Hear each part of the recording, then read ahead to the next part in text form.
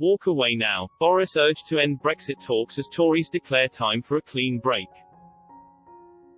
Tory MPs have said now is the time to quit Brexit trade talks with Brussels to reset the relationship after the EU's shocking treatment of the UK. There are just 3 weeks until the end of the transition period and negotiators are desperately trying to thrash out a trade deal at the 11th hour.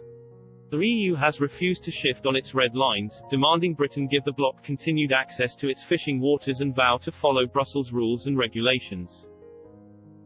Boris Johnson has said any deal must respect the UK's sovereignty, but so far his calls have fallen on deaf ears.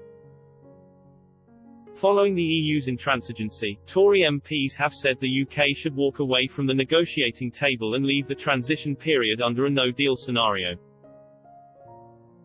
They've argued leaving under such circumstances would be to the benefit of the UK in the long run. Bracknell MP James Sunderland told Express.co.uk, "Everything at the moment is in the gift of the European Union. What we are doing is seeking a free trade agreement with the EU, our closest neighbour, in exactly the same way as Canada and other countries have done. At the moment there's part of EU that thinks we're still part of the EU." He said that while Britain must not kid ourselves that the disruption and the bureaucracy and the red tape would be detrimental to the UK, it would also impact the EU and help reset free trade deal negotiations.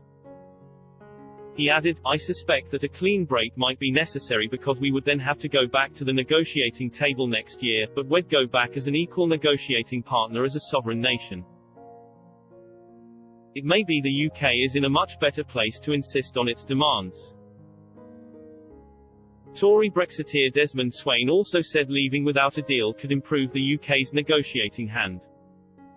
He accused the EU of extortion with its demands in talks and said Brussels was treating us in a shocking way. The New Forest West MP told this website, "In the longer run, rather than make some dreadful concession at the last minute to avoid a measure of chaos on January 1st lasting some weeks, in the medium to longer term it would be much more healthy if we leave without a deal. It's going to be a bumpy ride, but it might help reset the relationship and it might be the best way of achieving a deal. The Prime Minister has vowed to remain steadfast in his demands and not sell out the UK to secure a deal.